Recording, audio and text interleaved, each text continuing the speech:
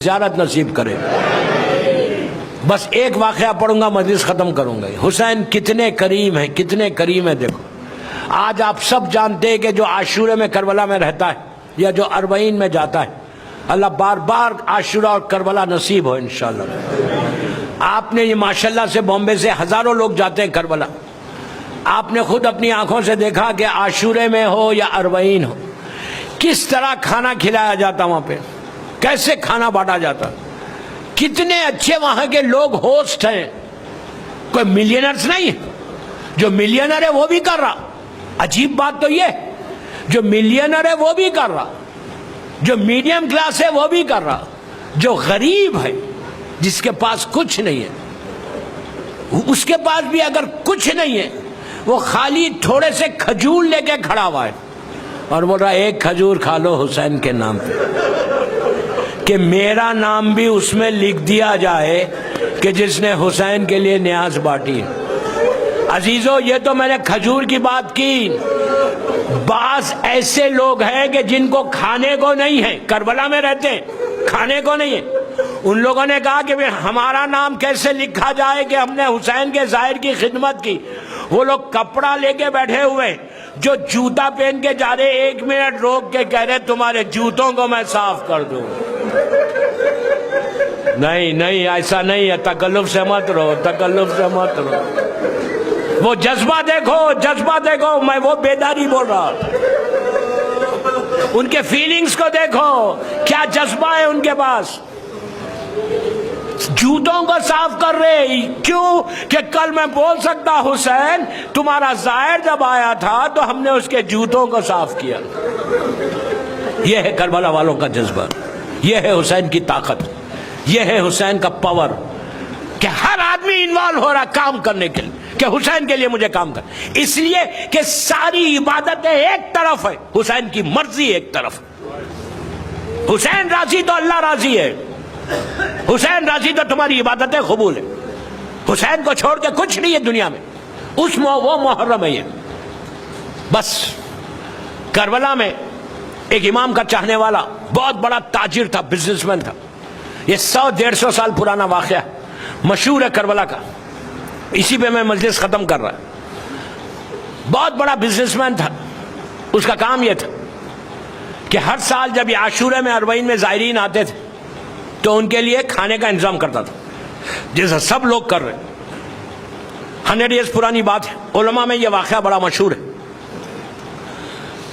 ایک سال اس کا بزنس جو یہاں تھا وہ گراف نیچے گرنے لگا، اتنا نیچے گرا، اتنا نیچے گرا کہ محرم سے پہلے بالکل وہ بینک کرپٹ ہو گیا، ختم ہو گیا، زیرو ڈیپس پہ آ گیا۔ لیکن دل میں یہ جذبہ کہ زائرین حسین کے آئیں گے، قافلے آئیں گے، ہر سال میرے گھر پہ آ کے ٹھہرتے، ہر سال میں ان کے کھانے کا انتظام کرتا ہوں، ٹھہرا تو لوں گا لیکن مجھے کھانے کو روٹی نہیں ہے تو میں زائر کو کہاں سے کھلاؤں گا۔ اب یہ بڑا دعا کرنے لگا کہ مولا ڈو سم تھنگ، مولا آپ میرے لیے انتظام کرو۔ آپ کے زائر آ رہے، قافلے آنے لگے، اس زمانے میں قافلے اونٹوں پہ آتے تھے، قافلوں مسلسل ہر طرف سے آنے لگے۔ یہ بڑا تڑپ رہا کہ مولا میں کیسے کھلاؤں، کیسے ان کو کھانے کا انتظام، آپ کے زائرین آ رہے۔ یہاں تک کہ بالکل عاشورہ قریب آ گیا، یا عاشورہ یا اربعین کا واقعہ ہے، بالکل قریب آ گیا، 2 یا 3 دن رہ گئے۔ اب اس کا دل پھٹ گیا کہ بولے کہ میں کیا کروں، لوگ آ رہے، میں کھانا کہاں سے کھلاؤں، مجھے کھانے کو روٹی نہیں ہے۔ دعا کر رہا، رو رہا کہ مولا میری عزت رکھ لو، مولا حسین مجھے بچا لو۔ ایک دم دل میں خیال آیا کہ جس کے زائر یہ لوگ آ رہے، چلو اسی کے روزے میں جا کے مانگتا ہوں۔ وہ اپنے گھر سے چلا، مولا حسین کے روزے کے قریب پہنچا۔ یہ وہ ٹائم تھا کہ جیسے ہی پہنچا اس نے دیکھا کہ خدام دروازے کو بند کر رہے۔ بس جیسے ہی حسین کا دروازہ بند ہوا اس کا دل پھٹ گیا، اس نے تڑپ کے روتے ہوئے کہا حسین تم نے بھی بند کر دیا دروازہ، حسین تم نے بھی بند کر دیا دروازہ، میں کہاں جاؤں، where you want me to go, where you want me to go مولا، تم نے بھی بند کر دیا دروازہ۔ بس یہ کہنا تھا۔ کربلا کا رہنے والا کہتا ہے کہ میری پیٹھ کے اوپر ایک ہاتھ آیا پیچھے سے اور آواز آئی کہ تو کیا چاہتا ہے۔ تو کہا میرے پاس زائرین آ رہے ہیں دور دور سے، میرے پاس کھانے کو کچھ نہیں ہے، ہر سال میں ان کی روٹی کا انتظام کرتا ہوں، کھانے کا انتظام کرتا ہوں۔ تو پوچھا کیا چاہیے؟ تو کہا کچھ اناج چاہیے، گندم چاہیے، ویٹ چاہیے، رائس چاہیے، دال چاہیے، جو بھی کھانے کا انتظام ہوتا ہے۔ تو آنے والے نے کہا چل میرے ساتھ۔ کہتا ہے میں بس میں نے مجلس ختم کر دی، کہتا ہے میں کربلا کا رہنے والا، مجھے ایک ایسے گھر میں پہنچایا نئی جگہ پہ، چل وہاں جا کے دیکھا تو سارا کھانے کا سامان رکھا ہوا ہے، بیگز رکھے ہوئے گنی بیگز کے اندر، اور کہا یہ لے جا اور جب زائرین آئے تو ان کو کھانا کھلانا۔ اس نے اس کو دیکھا، ان کو دیکھا، دیکھ کر کہنے لگا تھینک یو ویری مچ، میں آپ کا بہت شکر گزار ہوں، جس کو پکارا تھا اس نے تو مدد نہیں کی، اتنا تم نے کام کیا، ایک کام اور یہ کر دو کہ یہ سامان میرے گھر تک پہنچا دو۔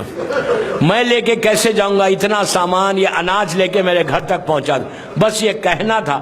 وہ کہتا ہے کہ اس نے پکارا کہ علی اکبر آؤ، عباس آؤ، قاسم و محمد آؤ۔ کہتا ہے کہ میں نے دیکھا کہ کچھ جوان آئے، سامان، بس میں نے مجلس ختم کر دی، سامان کو لے کے گھر پہ پہنچایا۔ اس نے، یہ جو آدمی تھا، اس نے وہ آنے والے کا ہاتھ پکڑا، مولا حسین کے روضے کے قریب آیا، کہا یہ بتاؤ تم کون ہو؟ تو کہا تو کس کو پکار رہا تھا؟ کہا میں حسین کو پکار رہا تھا۔ سر کو جھکا کے کہا میں حسین ہوں۔ بس دوستو یہی حسین ہے، کربلا میں شمر کا خنجر ہے اور فاطمہ کی فریاد ہے کہ میرا گھر اجڑ گیا۔